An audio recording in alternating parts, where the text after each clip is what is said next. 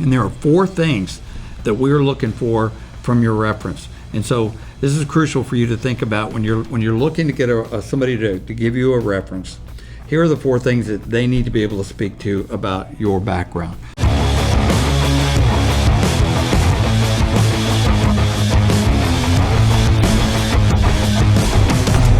Well, hello and welcome to the Skillwork Forum. My name's Tim. I'm joined with my partner Brett, as always here. And as a reminder, here on the Skillwork Forum, we gather on about a weekly rhythm to talk about industry issues, emerging trends, just challenges surrounding the skilled trades. And a few episodes ago, I think it was episode 31, we answered a question that we hear pretty routinely from the skilled craftsmen that we try to recruit to our model is why would I go to a travel staffing model? So we delved into that and explained the benefits to you as a skilled craftsman on why you might want to pursue a company like Skillwork. And we're going to kind of continue on that theme and answer another question that we get fairly routinely. It's how do I get higher pay? How do I get more pay in the trades? So that's what we're going to focus on today. And we know, Brett, it's not just pay. People are motivated by a lot of different things when they go seek another job or another opportunity, right? Yeah, no, for sure. You know, we obviously get to talk to a lot of skilled trades individuals, and so we hear a variety of different things. And so clearly, I mean, probably in any season, but in this COVID world that we continue to come out of, being furloughed or being laid off or businesses closing. Obviously, we've had a lot of communication with individuals in the last year where just the necessity to go find another job because of you may have lost your job right. or the business is closed has definitely been an issue. And so another one is just for a lot of people, obviously pay is always key, but there's also, there's that just they want a little more flexibility. I'm not saying that a travel job per se or, in what we do in placing guys on contract doesn't necessarily create you more flexibility, obviously, to be home more necessarily while you're out, but it does create a lot more control for you, what we call work plus freedom. So right. you get to choose where and when and kind of how you want to work and those kinds of things. And then in between, then we do create a lot of flexibility for some time off as well. Yeah, so I mean, these are some of the reasons that you may be looking and thinking about another opportunity. Brett mentioned a few that are pretty routine. Sometimes people are just, you're stagnated or bored in what you're currently doing. You're not being challenged. You're looking for an opportunity to grow. That'll sometimes motivate you to look for another opportunity. Or maybe it's just, I need to expand my skill set. I need to get more experience in maybe, and we'll talk about it a little later, in maybe an area where there's more opportunity for me to not only seek more pay, but kind of move into a different area of the country or a variety of things. But a lot of times people are just looking for an opportunity to grow. Yeah, and then obviously a big one for a lot of people is the culture, is how toxic is the environment that they're in. I was talking to a gentleman last week that I won't mention the company, and so but he was making upwards of $36 an hour. And so it wasn't a pay issue. No. It was an absolute toxic environment. Right. And he said he was willing to, he wasn't going to go work for $20 an hour, but he was looking to make a move even if he had to make a little bit less money. So sometimes it's just the environment. It's just not a good environment, whether it's the overall culture or just as an individual, you feel disrespected or undervalued. Yeah, and we've talked about a lot of those things, and we just want to, before we delve into this last point about how do I want to get more pay, I want to increase my wage, and how do I do that? We want to just mention these other things so we recognize it. It's not always just pay, but it's always a factor in the example you just gave. It wasn't just going to go to work for anything. Money right. was a factor, but it wasn't maybe the driving factor. So today we are going to focus on that. So you're out there right now and you feel like you're a skilled craftsman, you feel like you're being undervalued or underpaid, and you're looking for an opportunity, like all of us are. How do I increase that? I want a better standard of life. I want more opportunity for my family. So as a skilled tradesman, how do you get higher pay? We're going to cover 5 things. It's not an exhaustive list, but we think it are things that we see routinely that give our skilled workers the best opportunity to get a higher paying job. And sometimes we encourage our skilled workers to pursue some of these things in order to get a higher paying job. So these are some of the things that we'll cover today to help you. So if you have a pen and pencil, take notes, and maybe you can take one of these to help you get that opportunity to expand what you're bringing home every day. So the first thing we're going to talk about is really, we hit on a lot, is experience. Experience is crucial. You need to make sure that you're properly leveraging the experience you have and all the work opportunities you've had. So make sure those are clearly articulated, and I guess those all get culminated in a resume. A resume is kind of an old school document, but it really is still very much in use today. Even a company like ours that uses a lot of advanced technology to place and find and recruit skilled craftsmen, still the resume, that's your calling card. So make sure that your experiences are really clearly, concisely documented in a resume. It's results oriented, and the skills that you have are highlighted. And by all means, please, while we're on resume, no spelling errors. Make sure somebody else has looked at it, that sort of thing. So as far as experience goes, though, and leveraging your experiences, emphasize what you've learned along the way. Make sure you don't take for granted some of the jobs you've had that you just assume everybody will understand. Don't do that. Make sure that you clearly articulate your experiences, your track record, especially showing levels of increased responsibility or exposure to different skill sets. And get creative. Translate maybe a career from a different domain into what you're trying to do today. An example we have oftentimes is military, guys coming out of the military. Maybe you were a Navy jet mechanic, or maybe you worked on a flight deck of an aircraft carrier that maintained all the gear that was used to support the aircraft flight operation. So take that experience that you've done. Maybe you've learned how to troubleshoot, problem solve under pressure. Certainly if you've been in the military, you definitely know preventative maintenance measures. I don't think anyone does it to the degree that they do in the Navy, because you're in a corrosive environment.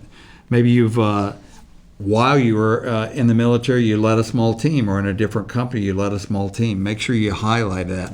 All that translates well into some of the opportunities we have. So first thing, make sure you highlight your experience and make sure that's well documented in your resume. Yep, no, that's very true. I mean, nothing replaces experience. I mean, we can get all the education, all the certification. We're going to talk about that here in a second. But then applying it and finding that experience. I would encourage too, along with that, Tim, is for especially maybe people earlier in their career, seek opportunities, not always necessarily immediately for the most money, but for the opportunity where you can really gain experience, get mentored, get trained. It will pay dividends down the road when you have been given that opportunity to be more of a troubleshooter, know electrical, because you took an environment, you put yourself in an environment where that opportunity was there. So on to certifications and the training and the education. So obviously one of the biggest ways that we would encourage each of you, if you find yourself, and we hear it and we see it. A lot of people comment about, well, I'm undervalued, I'm underpaid, they don't pay people, you can't make a decent living doing this.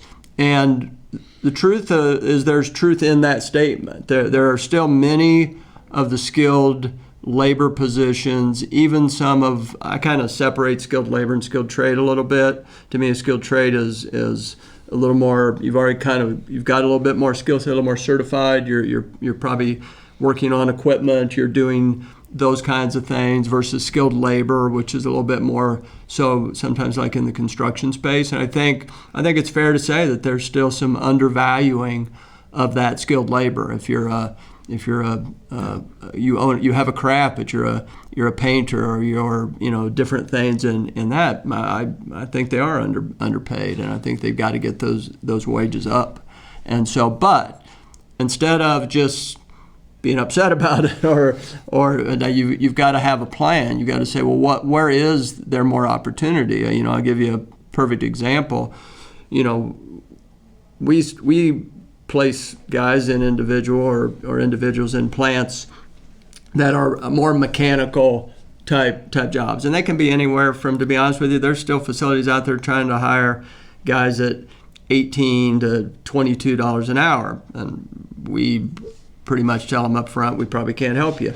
And so, but on the flip side of that, we also have some facilities that much more guys have the certifications, they've gotten the training, they've gotten the education, and those jobs consistently, you talked about it, whether it be PLC knowledge or just control technician, there's technology, HMI systems. If you're a skilled trade guy, and you're in that space, you know what HMI means. And so as we get in this further sophistication and automation in these plants, those jobs consistently are paying, north of $30 an hour. We have a client right now that is upwards of $35 an hour for control technician. So if you're in that $18, $19, $20 and you're going, I can't raise my family on this.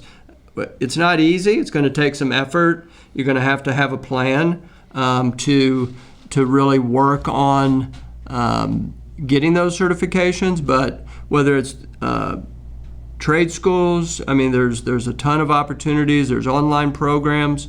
Don't get into that telling yourself, well, I'm too old, I can't learn it, I don't want to learn it, or whatever. If you're if you're motivated, the opportunity is there. We tell our folks here in the office here that if you don't have a personal development plan, you really don't have a plan to grow. And so it's the same for the skilled trades. You got to have a plan to improve yourself. If you want to increase your pay, you've got to not only have the experience, but you also have to improve your skill set, your certification, be a constant learner. And if you do, I know we see it. We're placing guys that, we just took a guy recently because he had the certifications, he had the skill set, and he went from making mid-20s to mid-30s, just by one job move. Yeah. But he was ready. It's kind of like they say, you got to get ready, to be ready. And so. Yeah, that's great. That's great advice. And I know we push that here, and it's really the opportunity you have to invest in yourself. I think what Brett's getting at, and invest in yourself by continually growing, gaining new skills. And we've got our own emphasis here. We're trying to give guys opportunities and partnering with community colleges and trade schools to get guys those certifications. So you have some experience. The first point we make, you get a couple of advanced certifications, or you go from maybe you get certified as a journeyman level, where before you were just entry level. Those sort of things are crucial, and it shows that you have a willingness to desire and a desire to grow and improve. So that speaks volumes about yourself. So that's point number one. Point number two. Point number three, what can you do to make yourself better candidate to get higher wage or earn more money? The third most important thing, we see this often, is make sure you have very strong references that can confirm your resume assertions. And by that I mean, I can put anything in a resume. I'm pretty creative writing. I can write all kinds of things in my resume, but having somebody that I can refer somebody to validate my assertions is crucial. So for you, think about, before you go pursuing another job, and maybe you got a certification, you got your resume ready to go, your experience is there, go find references that you've worked with in the past that respect what you do, that what you bring, that will be able to speak on your behalf. It is crucial. I know we have mandatory that every person we bring on to Skillwork, that we have references that we check, and we have specific questions that we ask. And there are 4 things that we're looking for from your reference. And so this is crucial for you to think about when you're looking to get somebody to give you a reference. Here are the 4 things that they need to be able to speak to about your background. The first is dependability. How many times have we heard, Brett, we just want guys to show up? Oh, yeah. Yeah. Unfortunately, that's, yes, for many companies, it's lowered to, the bar is lowered to that point. The reality is they want you to have some skills, but they'll start out with I just need guys that'll show up for work. Yeah, I mean, we hopefully the skills are there, but when I'm calling a reference, I want to know, hey, how dependable is the guy? Does he show up routinely? Did you have to worry about him missing work? So that's key. Are you dependable? Get a reference that'll validate that. Second, what's your work ethic like? Can they validate and assure a third party that you work hard, you jump in where and when needed? Like, are you willing to do the job that's required to get us, get that line back in production? Those sort of things. So, work ethic. Make sure that they can refer to your work ethic. The third thing is attitude. How important is that we can validate somebody's attitude? Yeah, I mean, it doesn't matter how skilled you are. If you're a jerk, you're a jerk. And people won't. They'll put up with it for a little while. You can get away with it for a little while if you're really skilled. I talked to a great guy the other day. No, let me rephrase that. I talked to a really skilled guy the other day that was a jerk, and I told his recruiter, our agent out here for these guys, probably not a guy that I would feel comfortable, as skilled as he is, putting out there, because you can just tell he just doesn't have the right attitude. Yeah. So when you get a reference, have somebody speak to that. And if you do have an issue with your attitude, be willing to grow in that area. It's really crucial. And finally, the 4th thing, no-brainer, do you have the skills that you say you do? So get your references lined up. It's crucial and important. So we talked about experience. We talked about certifications and training. We talked about getting strong references. That's 3. And number 4 is prepare. So you need to get prepared for the interview process. So all these things that we've talked about up to here, obviously this is all leading to trying to get a higher paid job. So ultimately then you're going to have to apply and interview for that job. And so in our world, because we're a travel staffing company for the skilled trades, everything is done through technology. So it's even more important when you have an opportunity. Basically, in today's world, we've all gotten a lot more comfortable with it, or at least we've gotten a lot more familiar with it, whether we're comfortable or not. And that is the whole idea of a Zoom meeting, or in our case, we use Ring Central Zoom meetings. A virtual interview. Yeah, a virtual interview. And so whether you're going to be sitting in front of the individual, or whether you're going to be basically talking over an audio video via the computer or your iPad, being prepared is so key. We see so many situations where really talented individuals, guys with all the right things, they have the dependability, the work ethic, the attitude, and the skills, and they interview so poorly. Yeah, see that all the time. And they're not ready. They're distracted. I mean, it's really important. You've got, as we always say, you got one chance to make a first impression, and so you can't take that too lightly. So just really have good questions prepared, be very attentive, study the company. We try to, like when we have guys interview, we try to send out information. Here's the job description, here's some of the equipment, if it's a manufacturing type thing, if it's a job site, if it's a construction, here's the job site. We try to provide them information so that they can do a little research and be prepared, and it makes all the difference in the world. It really does. And I mean, what you said, it rings so true. We've had guys that are just slam dunk qualified, right, humble, and they get in that interview and they just absolutely say, hey, I get feedback. So how'd it go? I mean, I assume everything's great. Oh, the guy just, he's terrible. He just, So not all of us are gifted in the ability or comfortable in the ability. I get it. So put a little time and effort into preparing, like Brett said. Even if it means having somebody record you and then going back and looking at that, or having somebody ask you some questions. It's usually about a 20 to 30 minute interview process that can determine the difference between you getting that great job to pay you the wage you want and remaining right where you are. So some of the things that we tell our guys: be professional, prepared. Brett mentioned study the company. Where are they located? What town are they in? What is their main product? What do they emphasize in their culture? You can get on Google and spend 20, 30 minutes and you can learn a ton about that. It shows that you're interested. And also, we would tell you, think about in terms of how you can help them solve their problem. Mm-hmm. Many times we see skill workers immediately begin to start focusing on themselves.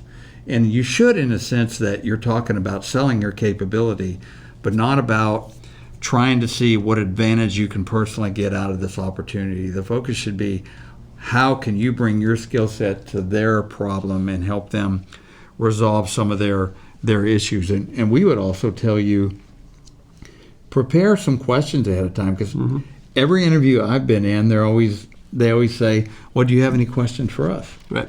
Yep. They always do. And some of the guys have thought about that. Again, it all comes back to being prepared. It's study. Go back and write down and study. I can't tell how many times, and this isn't necessarily going to make or break the interview, but it will make it a great one versus a good one. Right. Is I have many guys that will interview, and something as simple as they can't remember the name of in this other facility I worked on this equipment, but I can't remember what it was called, where if they'd have taken probably 20 minutes the day before and just wrote down some of their history and looked at the things, because otherwise you start to freeze. And once you start to freeze, now that's in your mind while they're asking you the next question, and it just starts to snowballs. Yeah, write some notes down. We're Brett and I, we keep notes here because we have memory leaks, so to make sure that we won't miss critical points. And here's the other thing I think is important too. Just like they always ask you questions, I would say, be prepared to have 3 to 5 questions ready that you can ask them, good questions that, again, focusing on their problem. Hey, what can I share about my skills that would make me an ideal candidate? What have I not answered clearly enough for you? Things like that. Those are some good examples. Some bad examples are like, well, I don't have to work second shift, do I? Right. or things that are just come across self-serving and negative. Do you have any recent examples in any of your interviews? Oh, I'm sure I do. But but you're right. It's you want to be really. I think 2 things, and sometimes it's individuals get nervous, they're not prepared, and so we had a recent guy. He's a really good guy, and he probably still will get the job. But he called me after he went. That was the worst interview I've ever done. And all he did was he got talking about his work history, and I don't think he took a breath for about 5 minutes. And I could see he was losing the guy on the other end, even though it was all good stuff. You got to pause and let them ask a question. Yeah. It's a communication is two-way. You got to listen and you got to talk. And so it's the same in an interview. The more you can get that interaction between is so critical. And then to your point, Tim, and it happens, is do not go negative. Do not. I don't care if you work for the worst place in the world. Don't go there. It will not sell well. Yeah, my last boss was a jerk. Right. He didn't appreciate me.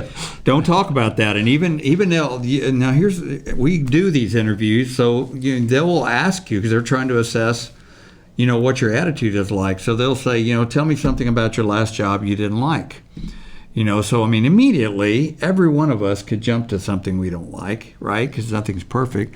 But you want to spin that around and go like, I'm sure there were some days that weren't as great as others, but overall it was just a good experience. I appreciate the opportunity to learn there.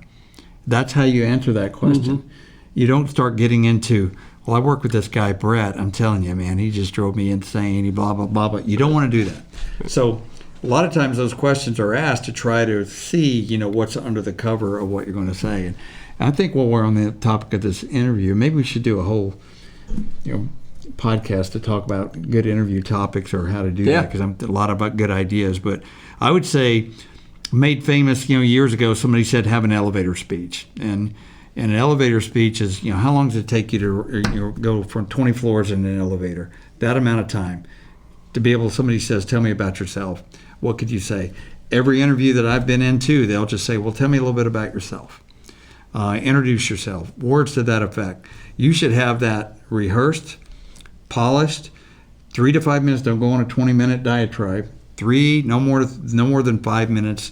Talk about who you are as a person, your skill set, your excitement to be there, and looking forward to the opportunity to grow, and have it ready to go. Yep. So all of these things are designed for you to be able to get that job at the higher wages. We've talked about 4 key things, and I think the last point is probably just to put a bow on everything we've talked about so far.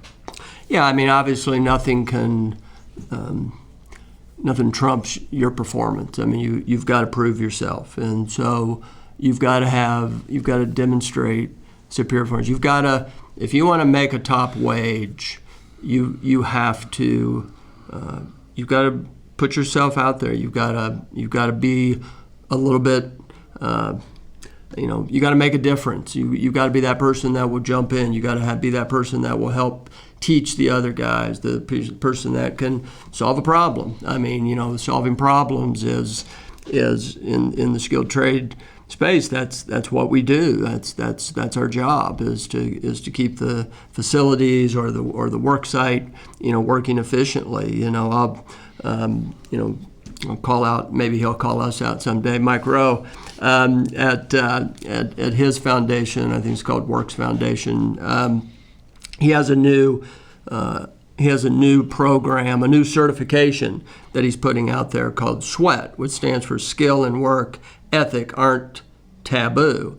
And so, if you can say all that, so SWEAT, yeah, right? And so, but the point of that is work ethic and superior performance, and that these things matter. They do matter, and they're not taboo.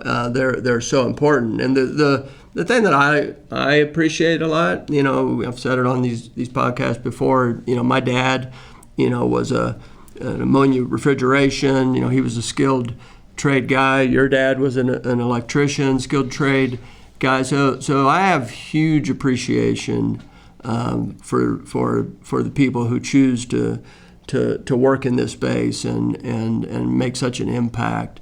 And I think the neatest part for us is with our values and everything that we believe, which as we talk about a lot, bringing honor to God in everything we do, value and respect back to the trades, and measuring success by the number of people we help.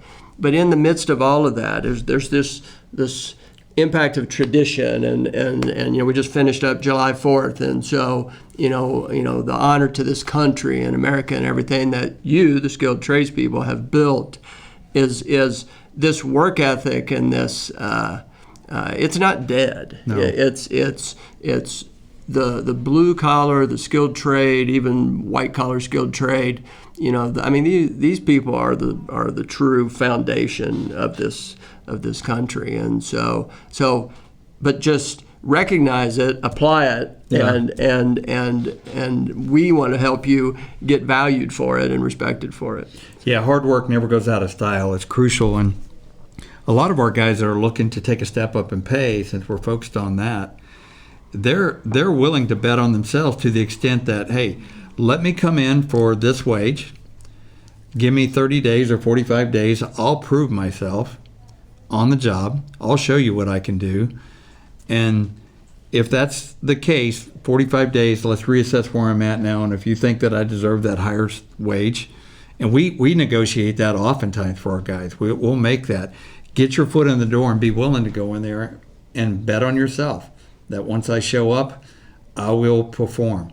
And I would say another thing too, and this is as you get a little bit, more experience, you get a little older, there's a tendency for us to rest on our laurels from the past. That I've already, look what I've already done, now I want to get to some certain level, and for lack of a better word, I'm going to coast on that. Well, I mean, I think that's a bit of a fallacy. And I think that regardless of where you are, your attitude should be one that you're always striving to get better. You're always moving forward. You're always progressing. You're looking for new certification. We talked about you're always looking for new experiences, and you're always willing to say, I can demonstrate superior performance by what I do when I show up every day. So hopefully these tips helped you just to summarize the things that we think you should be looking at. Make sure you have the experience and you're well documented in a great resume that's been looked at. Please have 2 or 3 eyes to look at your resume, because you will look right past things. And we see them all the time, resumes that just have flaws in them. So experience is one. Second, training and certification you talked about, Brett. Pursue those things, get yourself better. Get strong references lined up that will speak to your attributes. Prepare for the interview.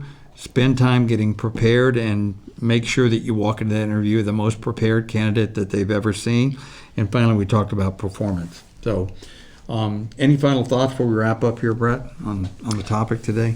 No, I mean, just that, I think, we know right now there's a huge shortage in the skilled trade. So the opportunities are there. And so, if you take some of these steps, really hone your skills, expand your skills, work with a company like ours, or look for something that you're looking for. But the demand, my wife's a real estate agent, and right now we say, it's definitely a seller's market over a buyer's market. There's just not enough houses and more buyers. Well, we really have the same thing in our space. Right now it's a seller's market. You, the skilled trade individuals, what you've got to sell, if you package it properly and you prepare it, the buyers are out there. There's more buyers than sellers right now, for sure. So just prepare yourself, and I think the opportunity to earn that pay that a lot of you want and deserve is out there. Yeah. So again, here at Skillwork, we work hard every day. It's our passion to give you opportunities to advance yourself, to achieve your highest potential. Brett mentioned our agents here that work for you. They're really good at this. They can help you get your resume on point, help you prepare for the interview. We do everything we can here to make you successful. So reach out to us. Go to skillwork.com. You can do an app there. You can reach out to one of our agents or recruiters, and they'll be more than happy to talk to you about opportunities we have for you right now. So thank you again for the time, and hopefully this was helpful to you today. Until we see you again next time, God bless.